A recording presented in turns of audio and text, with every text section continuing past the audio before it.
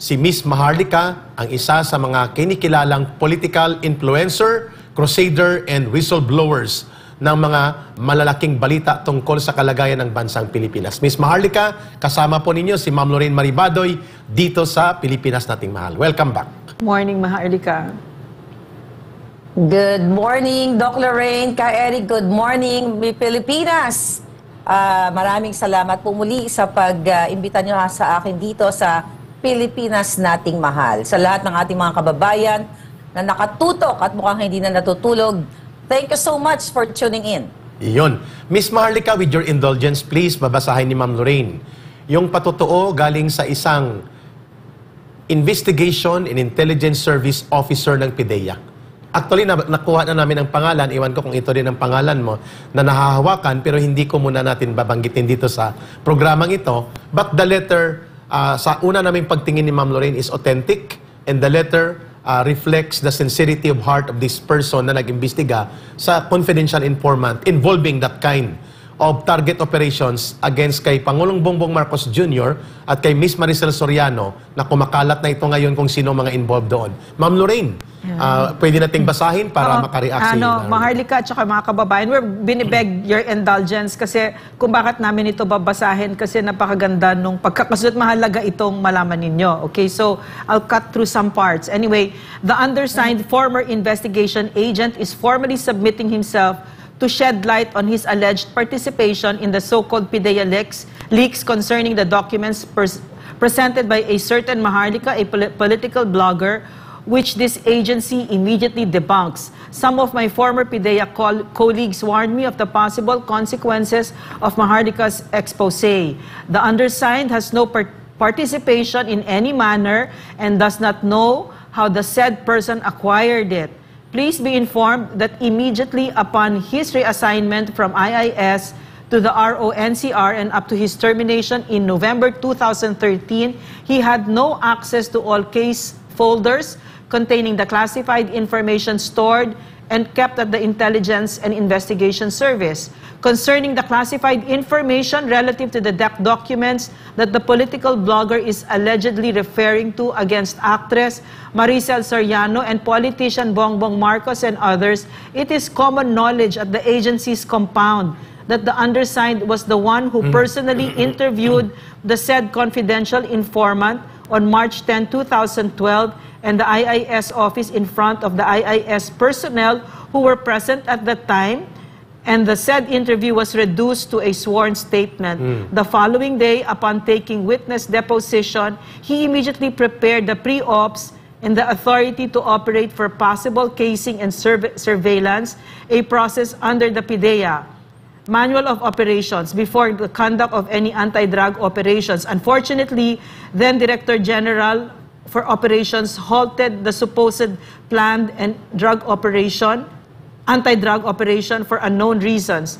Following the guidelines on document security, all the acquired classical documents were securely placed in a folder with a blue cover sheet, confidential, containing pictures of some personalities while using suspected illegal drugs. Inside the suspected high-end condo unit, and the sworn statements given by the CI, including the memo dated March 10, 2012, addressed to the IIS, IIS, together with the pre-ops and authority to operate, were securely stored and kept at the IIS office. If all those classified documents were continuously spread to unauthorized persons, the highest possibility is that they could be used for personal and political reasons. Please spare me from this mess. During the late President Aquino's administration, I suffered greatly from this agency's former crooked chief. If warranted, I am more than willing to submit myself to any formal inquiry from your office conducts. Your office conducts. I am hoping that this letter will merit your utmost attention. And it is addressed to Senate. Sa address kay may CC to the Office of the President. Yes, yes. Copy furnished to the Senate Committee on Dangerous Drugs and to the House Committee on Dangerous Drugs. Meaning, sa komitiba ni Senator Bato de la Rosa sa Senado at sa komitiba ni Ace Barber sa Lower House, sa Congress. Miss Maharlika, hindi po siya ordinaryong tao ito ng chinek natin. Ito ay officer intelligence and investigation officer ang sumulat ng letter na ito at he was privy to those situation exposed by your previous documents. At sinasabi niya that he was the one who interviewed the confidential informant. And he was the one who made the deposition and sworn statement as the basis of a legitimate legal foundation to request pre-operations authority mula doon sa pamunuan ng PDEA, ngunit pinatigil ng Deputy Director for unknown reason. Miss Maharlika, it appears na sunog dito ang PDEA, hindi ikaw. Dinideny nila, pero there is an officer now na lumalantad at may sulat na ginawa. Your reaction and explanation to this very scandalous development involving the President of this country right now, kay Pangulong Bongbong Marcos Jr., at tahimik silang lahat, including ang Senado, ang Kongreso. Go ahead, Miss Marlica. At least in a couple of days, di ba, na vindicated ako. Kasi na sinasabi nga ng PDEA na ito ay AI-generated, ulit-ulitin ko, mga kababayan. Wala pong credibility si Lazo. Okay? At ang kanyang mga tao na kasabwat niya dyan. Kahit ano pang mga pasinungaling na gagawin ni Moro Virgilio Lazo, kahit kailan, hindi po siya dapat pwedeng pagkatiwalaan. Bakit? Doon po sa video, balikan ko po yung video na 5-minute video na kung saan, na i-leak din natin dyan, na ipinakita sa inyo kung paano sila sumang-ape ng kaniyang nasasakupan ng mga abogado, yung mga agent dyan sa loob, kung paano niya dinibdiban sa simpleng traffic problem nila nung attorney na yon. So, paano ka maniniwala sa isang taong ayaw niya ngang sagutin yung issue na ng api siya? Kitang-kita sa video. So, para sa akin, kahit ano pa pong sabihin ni Lazo, wala nang maniniwala sa kanya. Dahil doon sa pangyayaring hindi niya nga masagot yung issue na yon. But ganun pa man, good thing kasi marami nang naglalakas ng loob katulad nitong investigating agent na ito na nagpatunay na sabi ko nga na talagang mayroong nung gabing yon na dapat ay i-raid nga itong 46C na condominium unit together with Maricel Soriano and Bongbong, talagang may naganap na pangyayaring yun, pero yun nga lang hindi natuloy. So, muli, patunay, mga kababayan, na yung mga sinusumbong sa atin dito ng mismong mga dating nasa gobyerno, mga nagsilbi sa gobyerno, o yung mga current na nandiyan ngayon, na ayaw, kumbaga, hindi na nila nasisikmura yung sobrang garapal na katiwalian at pagwawalang hiya ng mga leaders natin. Well, they're not leaders. Yung mga nandiyan, especially dito sa PDEA. Ms. Marlica, it appears that the current leader, the director of PDEA, is trying to cover up things for the president. Isn't it? Oh, definitely. So, malinaw pa po sa sikat ng araw na talagang gusto nilang i-cover up. So, ulit-ulitin natin, kasi, mga kababayan, may kopya si Lazo niyan. Definitely, alam niya kung sino yung agent na yan. Yung naka-cover dyan, alam nila yan kung sino. At hindi sila pwedeng magmaang-maangan. At doon sa explanation, again, yung ito, I think that was yesterday, na sinasabi nila na wala daw yung mga control number. Napag-usapan na natin yan. Kaya nga po, wala yung mga numbers na yon, control number, dahil nga hindi natuloy. Yes. Dahil nga may pumigil. In-archive nila, in other words, Ms. Marlica, in-archive siya, but it doesn't mean it does not exist. Correct ka dyan. At sabi ko nga sa inyo, mga kababayan, definitely, ipagtatanggol ni Lazo yung kanyang principal, yung nag-appoint sa kanya. Talagang lahat ng over-up gagawin nila.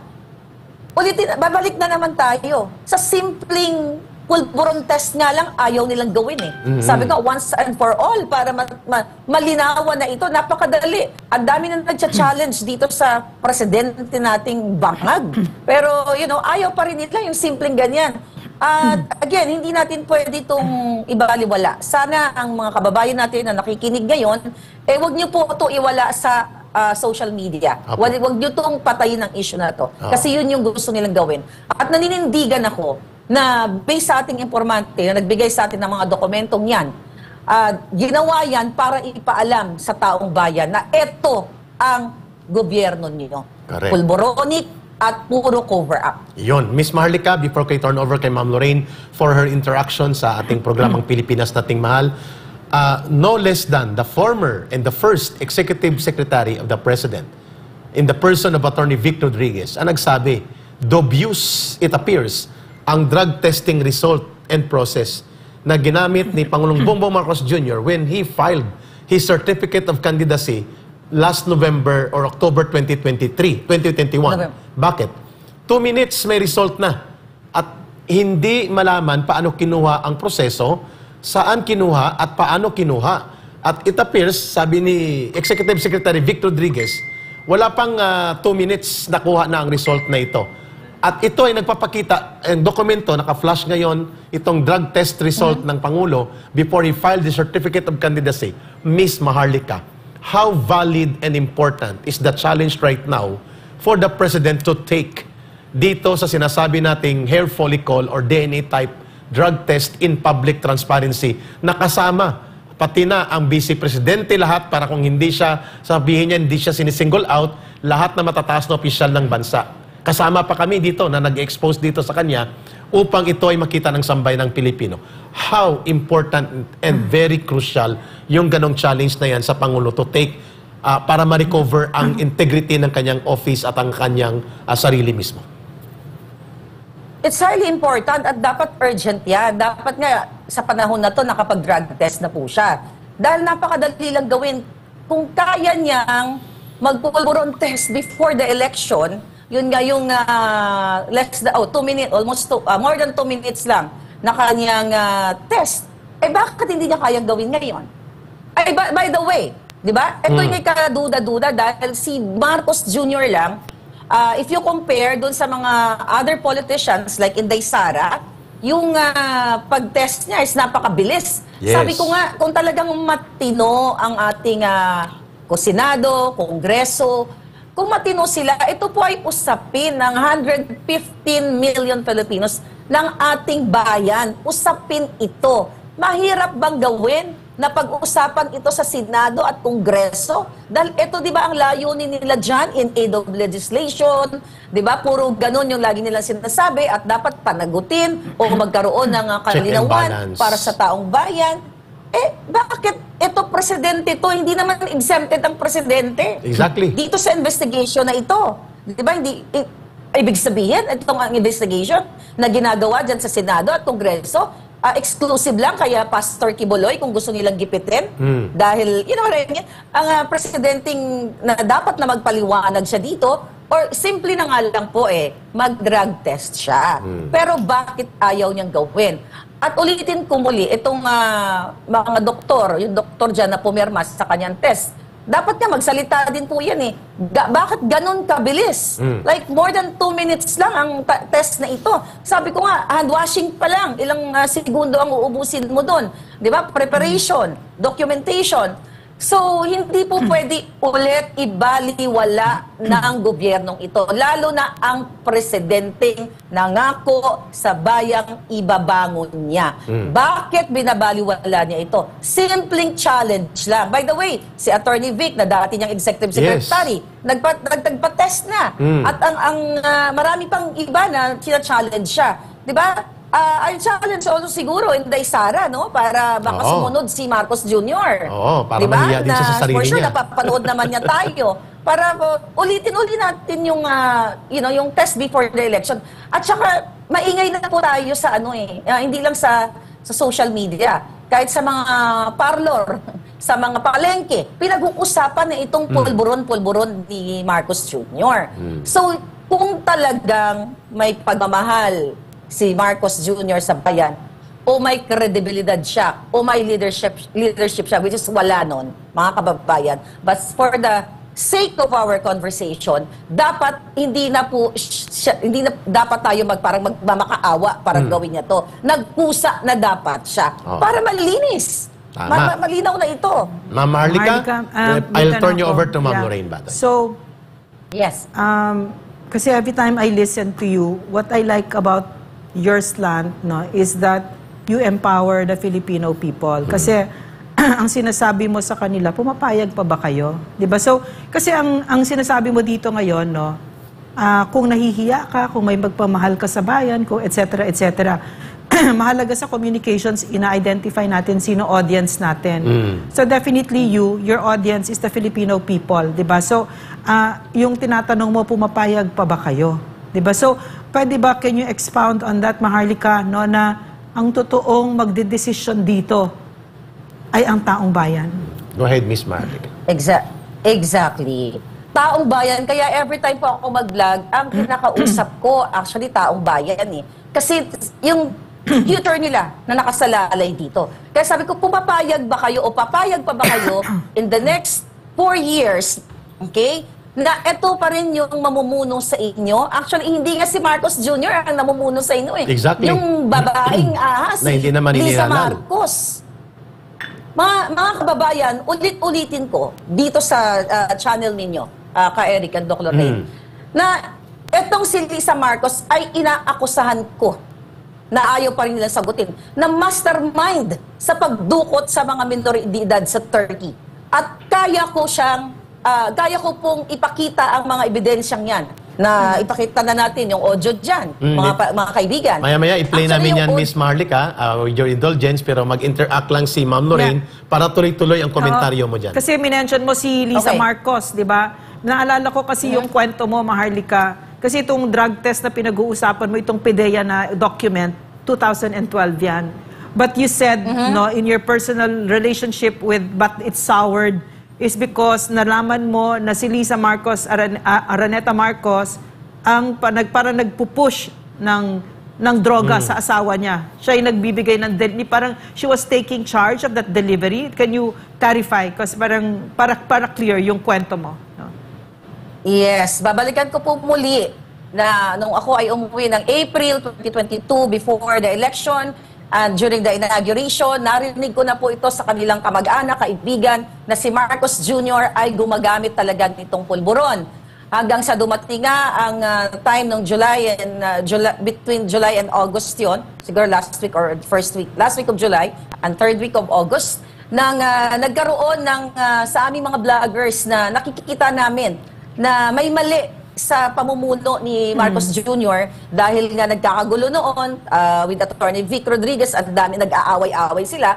So yung kaibigan ko na vlogger din na si Pebbles Cunanan ay nagrereklamo na rin na bakit ganito yung sinusuportahan natin. Kaya naman sabi niya sa akin, meron daw siyang i-expose o pasasabuging impormasyon. Kaya ako bilang isang supporter, kinausap ko si presidential sister, si Senator Amy. Sabi ko, Manang, Senator Amy, nag-aalala ako dahil si Pebbles daw ay merong expose or may pasasabuging impormasyon. Wala po ako sinabi kay Senator Amy kung ano yung pasasabuging information ni Pebbles. Pero ang sagot po yan dyan sa akin ni Senator Amy ay, ano yon, Maharlika? Yun bang pagpapabili ni Lisa ng pulburon? Grabe. So meaning, alam ni Senator Amy, kung intindihin natin, no, i-extract natin yung information na yon, alam ni Senator Amy na itong si Lisa Marcos ay in charge sa pagpapabili ng pulburon para isubo o pasingot sa asawa niya kay Marcos Jr. So yun po yun. Napaka-iskandaluso. Tumutulak ng droga. Napaka-iskandaluso yan na the First Lady will remain silent and even the President himself because it involves already the integrity and the competence of the office of the President to govern and lead this country. Miss Maharlika, before po ang inyong karagdagang pag-uulat na yan tungkol sa unfitness, hindi na bagay na manatili bilang Pangulo ang bansa ayon sa iyong mga pananaliksik at mga nai-expose ngayon, ito pa ang sinasabi mo, ang nagpapatakbo, the real President in the actual operations of the government day-to-day ay si Lisa Marcos at hindi ang kanyang asawa na isa lamang flower-based president natin o dekorasyon. Ito po, pakinggan natin itong recording na nakakabahala na kumakalat na rin sa social media at ang inyong reaksyon hinggil dito, Miss Maharlika. Hi, Louie. How are you? I'm here in Bacolod, campaigning for my hubby. Look, with Marie Chris and a bunch of gay people. But anyway, the reason why I called you is I have a favor to ask you. We gave all the documents not to Mila, but syempre iba pag tumawag ka. A good friend of ours, Francis Chua, basically has a problem in Istanbul, in Turkey, so he went to court.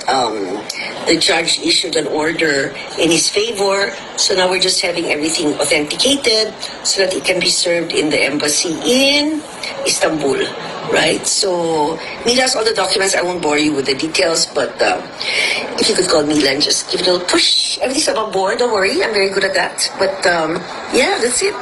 So I hope to see you soon. At mayroon pa ito, no? Napakinggan ko yung sagot ng pangingialam niya sa ISAF. Sana ma-play din natin yon. Nandyan siya. At sa buong video na yon na ipinorward sa atin, na ang tumatawag ay ang anak ni Inigo Sobel na si Bianca Sobel. Bianca Sobel. Kasi mas mabigat yung area na yon, hindi lang extraction. Doon mismo sinasabi niya ang direksyon ng ISAF sa pagpapalit ng leadership patungkol sa operation sa Turkey. So we will try to replay again Miss Marlica, but nonetheless, please try to explain this video kasi napakinggan ko yung buong video na to. Ang mas mabigat na video doon, sa bahagi doon, yung pag-utos sa ISAF na makialam sa isang pribado. ISAF is the intelligence service of the Armed Forces of the Philippines. At ito, tumawag si Bianca Sobel na anak ni Inigo Sobel na Social Secretary ni Marcos Jr. at sinasabi niya kay Lisa na ipatigil muna ang pag-change of command sa ISAF, sa leadership ng Intelligence Service of the Armed Forces of the Philippines kasi nasa Turkey na daw ang mga operatiba ng ISAF at baka maapektuhan ang operations na ito. Very, very reprehensible. Nakakadiri, nakakagalit ang ganitong pangingialam ng First Lady. Very dangerous. Very dangerous also. And very questionable ito na pinapayagan ito ng military leadership natin, Miss Maharlika. In just a short while, ipapaplay natin yung dugtong ng video niyan. Miss Maharlika, go ahead for your reaction. Yes, kaya nga po, alam nyo, yung mga military, even mga kapulisan, kinakausap ko sila ng puso sa puso. Anak sa anak, nanay sa nanay.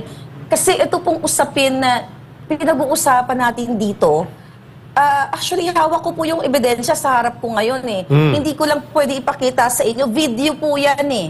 Yung audio na pinarinig ninyo, actually, video po yan. May mukha ni Lisa. Hawak ko ngayon sa phone ko at ibigay ko sa inyo ang exact date niyan. Kung kailan po niya yan. Sa kaalaman ng ating mga kababayan, yung boses ni Lisa Marcos ay kinakausap niya po dyan ang asawa ni Teddy Boy Locsin Jr., si Lourdes, dating DFA Secretary, si Louis Locsin. Kung, February 23 po yan, yung audio na narinig ninyo, at dyan po ay talagang si Lisa ay pinupush niya, nakikipagsabwatan siya dito sa asawa ni Teddy Boy Locsin Jr. para ayusin itong not ayusin eh, talagang illegally i-extract itong dalawang bata at yung nanay. Miss Maharlika, apat na bata yan eh. Excuse me para kompleto ang aming ipaparinig sa ating mga nanonood ngayon at para mabigyan mo ng buong konteksto yung hawak mong material, narito po ang karagdagang content na ipinadala sa amin. Go ahead po sa ating mga manonood sa... Galit na galit sa akin. Dahil expose natin na ang kanyang pagiging utak ng sindikato. Okay, utak na pagdukot nga ng mga bagets. So narinig din na yan, pero dyan siya galit na galit dahil dyan sa message ko yan, balikan nyo lang yung 2-3 video ko about it, na talagang siya ay parte ng pag-extract sa mga bata. Diba? Pinatunayan yan mismo ng audio ng kanyang social secretary ni Marcos Jr. na si Bianca Sobel, na kung saan na nakiusap kay Lisa Araneta Marcos na i-hold muna ang pagpapalit sa ISAF ng chief dahil nga nasa Turkey na ang mga inutusan ni Lisa para dukutin ang mga bata. Yun yung mga anak ni Chua, right? So ito, pakinggan ulit natin para sa kaluwanan ng ating bayan. Liz, hi. Sorry to bother you, but I just got a call from Thor, and they're a bit concerned because they've gotten an order daw that the chief of ISAP is supposed to be changed by Tuesday, and there are people that are out to do some extraction. If it's possible to just keep the ISAP as is daw para hindi magulo yung extraction kasi 2 weeks pa yata or something like that. Or please call Thor. I might be saying the wrong thing. Ayaw pansinin ng Kongreso at Senado. Paano papansinin yan? Even the Department of Justice. Wala na nga, dahil hawak ni Risa yan. Sabi ko nga mga kababayan, ito ay what? High crime ito. High crime na ang First Lady ay nakialam sa pag-kidnap. Narinig niyo mismo sa kanyang social secretary na si Bianca Zubel ang salitang extraction. Hi, Louie. How are you? I'm here in Bacolod, campaigning for my hubby, look, with Marie Chris and a bunch of gay people. But anyway, the reason why I called you is I have a favor to ask you. We gave all the documents, not to Mila, but syempre iba pag tumawag ka. A good friend of ours, Francis Chua, basically has a problem in Istanbul, in Turkey, so he went to court.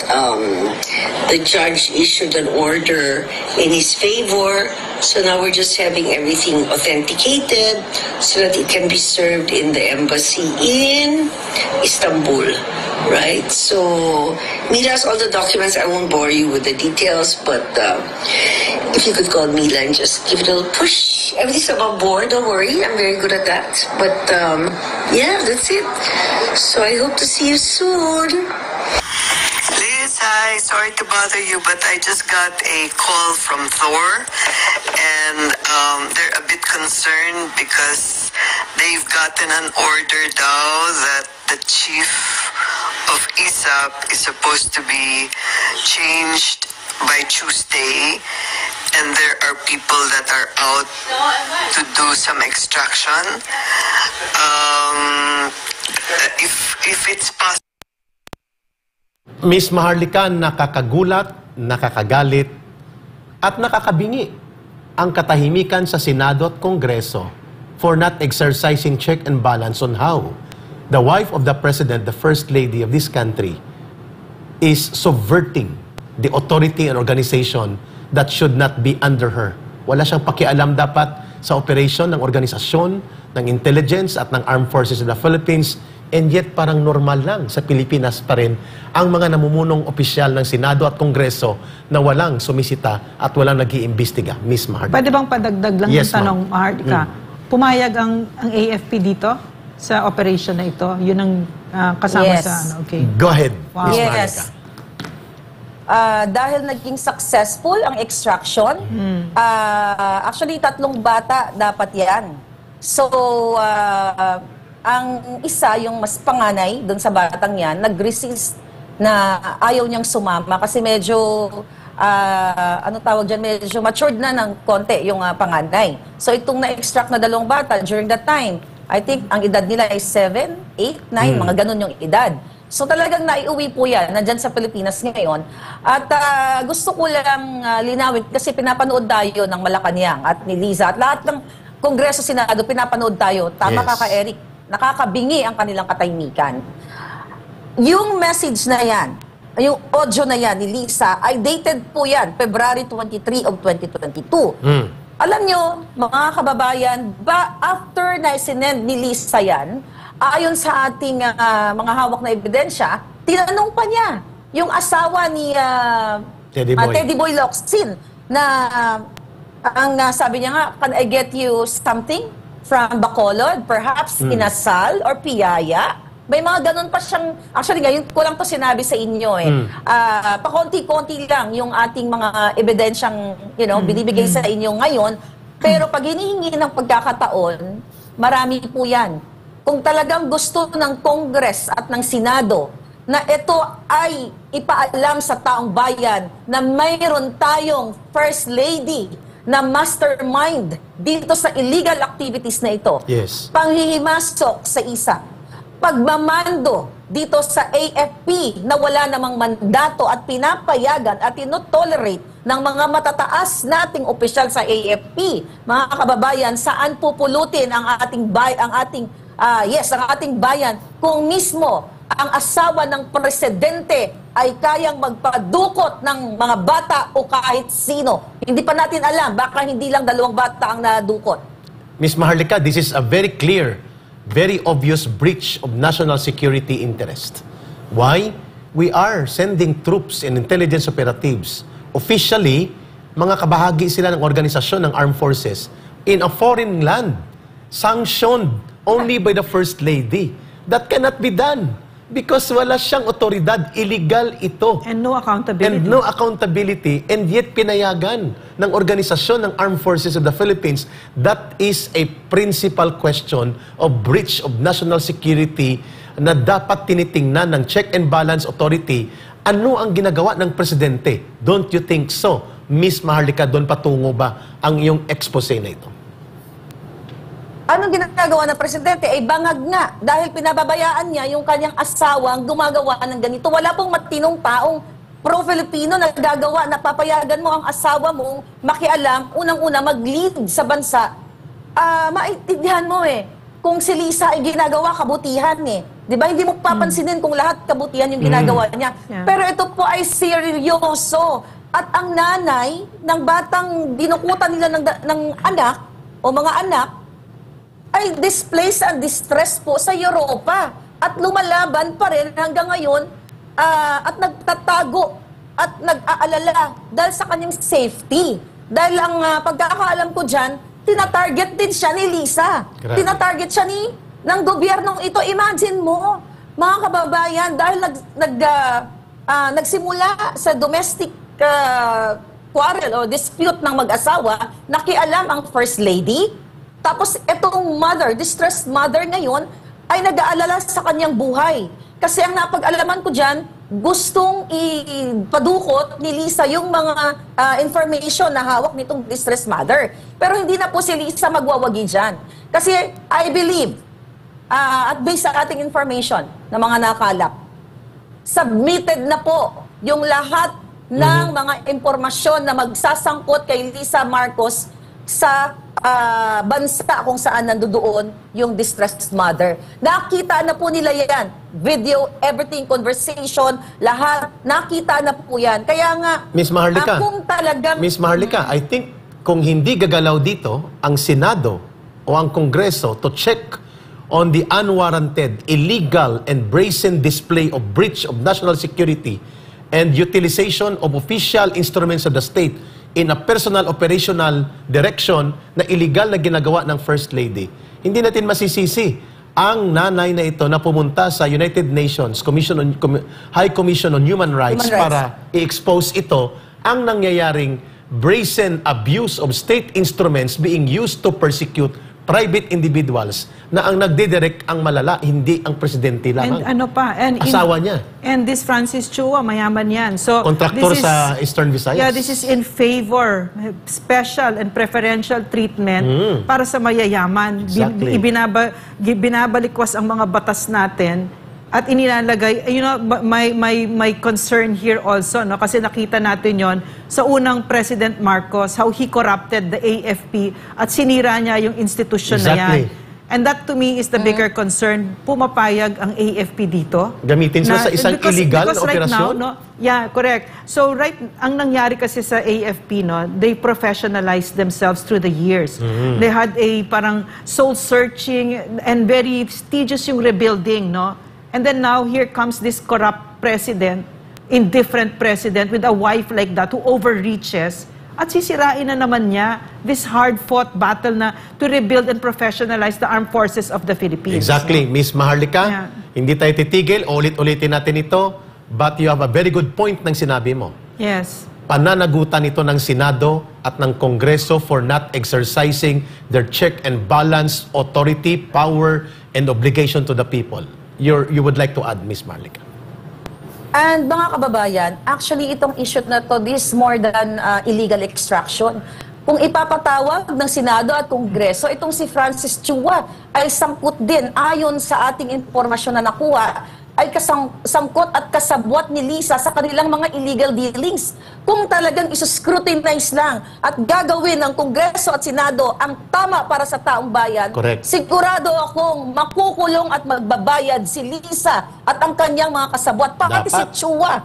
magbabayad sila sa taong bayan. Gusto ko silang makitang makulong dahil sila ay talagang hindi lang kidnapping ang kanilang issue dito, kundi ang mga illegal transaction sa negosyo. At no less than the First Lady ang kasabwat, ang kumakampi o nakikipagsundo o nakikipagtransact sa illegal dealings. Ikaw, Yes. Lisa, alam mo to. Hawak namin ang ebidensya. Again, mga kababayan, nasa UN na po ito, nasa HR na po ito, nasa human rights na. Ang kailangan na lang natin, aksyon ng Senado, aksyon ng Kongreso, aksyon ninyo, mamamayang Pilipino. Correct. Kailangan pa ba ng Pilipino na kapag inapin ang mga politiko, tatakbo pa tayo sa UN, Yes. sa HR? Tama. Hindi ba natin pwedeng ipagtanggol tayo yung mga Pilipino? Tapos, ngayon, itong presidente na ito, gusto pang makipag-gyera sa China. Sabi ko nga, ang kalaban natin mismo sila. Sila. Wala. Bakit tayo papasok dun sa kaguluhan na to, na yun? Ito mismo, itong itong problema ng distressed mother, ang problema nito ng mga bata na mismo ang nagbigay ng health sa kanila ay ang First Lady. Dahil ginagamit ang kapangyarihan na para sa kadiliman o para sa kasamaan, imbis na gamitin ang kapangyarihan ng gobyerno para protektahan ang mga bata o ang mamamayang Pilipino. Pero taliwas, kasabwat pa. Kaya dito po, mga kababayan, hindi niyo ako masisisi kung bakit sa vlog ko, araw-araw ako nagmumura.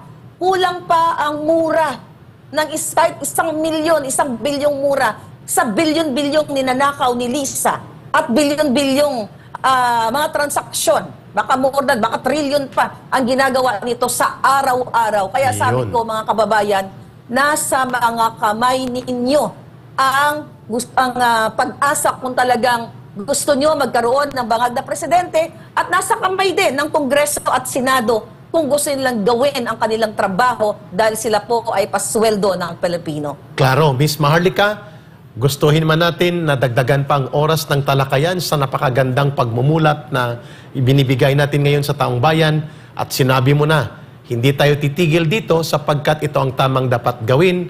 Ngayon, mahal natin pareho ang Armed Forces of the Philippines. Na mahal natin pareho ang professional na mga officers ng Armed Forces of the Philippines. Very much. At ayaw nating i-corrupt sila ng isang napakasamang entity na gumagamit ng koneksyon sa presidente, in that matter, ang First Lady, para i-corrupt at bulukin muli ang organisasyon at sistema ng isang maayos at matino na Armed Forces of the Philippines. We do not want that, kaya in-expose natin ito. Not for anything else, but to protect them. And sabi mo nga, this is now a challenge. Ay, wala kaming pakialam kung ma-insulto o masaktan sila Senator Robin Padilla, Senator Bato de la Rosa, Senator Bongo, Senator Tolentino, Senator Aimee. But kapag hindi nyo ginawa ang pag-imbestiga na ito as a check and balance to bring the First Lady and the President into account into a very serious breach of national security and abuse of authority utilizing the Armed Forces of the Philippines, lalo ng ISAP, sa personal, operational vendetta ng kanilang mga kaibigan na kinukumpasan ng First Lady, the only word that the people can talk about you is inutil ang institusyon na ito. Mary Maharlika. Maharlika. Yes, Eric. Yes. Mahal natin ang AFP, lahat ng men and women in uniform.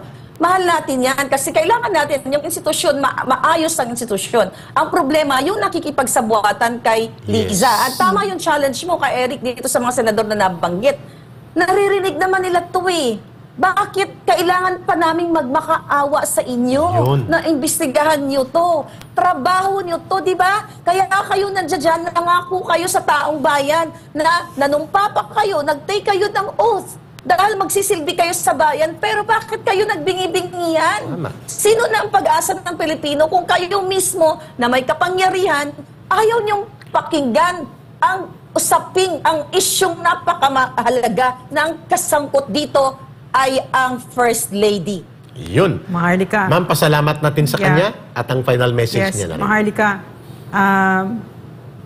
kahit kami dito nararamdaman namin yung oppression ng gobyerno, ang pagmamalabis at yung pagsusupil ng aming mga karapatan mula kay Eric sa akin, no, na-detain kami, yung panggigipit nila kay Pastor ngayon, na maraming nilalabag na mga batas, at ito ng mga nangyayaring ito. If this happens, if this can happen to this citizen, it can happen to everyone, no? And it's very scary right now in the Philippines.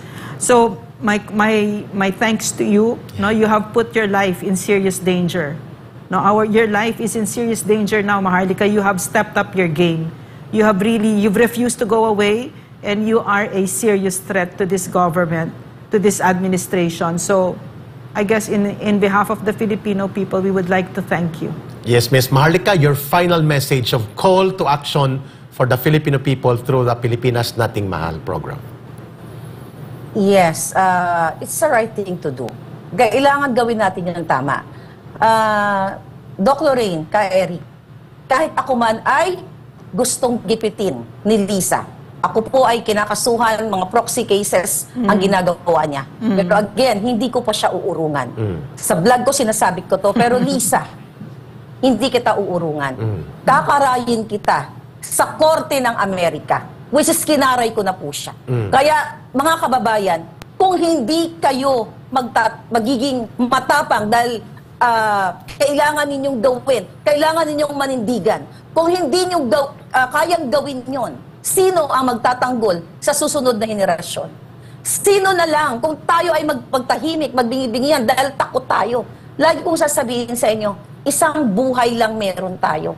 Siguraduhin natin yung buhay na binigay sa atin ay tumayo tayo at ilaban natin yung tama. Hindi dahil takot tayo o hindi dahil tayo ay nag-aalala dahil maapektuhan ng ating mga negosyo. Yung mga material na bagay yan, hindi nyo po yan madadala 7 feet below the ground. Pero yung iiwan ninyong legacy, tapang, katotohanan na tumayo kayo sa isang gobyernong katulad nito ni Marcos Jr. at sa kanyang asawa ay habang buhay o kahit nasa kabilang buhay na po kayo ay nanamnamin ng inyong mga kapwa-kapuhan na minsan ang tatay o nanay nila ay tumayo at ipinaglaban ang kanilang karapatan. Sa lahat ng mga Pilipino, panahon na po para magsalita kayo. Yes. Sana naman. Sa AFP, sana po makonsensya kung meron pa kayo. Sa Senado, sana meron din kayong konsensya. At sana gawin ninyo, Kongreso, lahat ng mga ahensya ng gobyerno, gawin nyo yung tama para sa Pilipino. Exactly. Maraming salamat. Well said, Ms. Maharlika. You ventilated what the real sentiments of the people right now sa uri ng pamahalaang kinakaharap ng buong mamamayang Pilipino. Thank Mabuhay you. ka. Thank you for standing up for this country. Daghang Mag-ingat ka. salamat. Salamat, Ms. Maharlika. Maraming salamat. Thank you. Yeah. Mga kababayan, nakasama po natin sa Pilipinas Nating Mahal, si Ms. Maharlika, at susunod na dito sa Pilipinas Nating Mahal, ang isa pa sa mga controversial figure ngayon sa social media at kinikilala ang isa sa